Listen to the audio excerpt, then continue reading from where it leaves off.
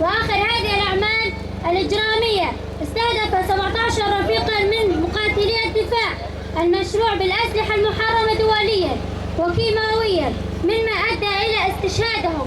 وقد مرت هذه الجريمة أمام أعين العالم أجمع وصمت المجتمع الدولي الذي كان يحرك الجيوش ويفرض الحصار على الدول في حال سماع أنها تمتلك أسلحة كيماوية أو أسلحة دمار شامل.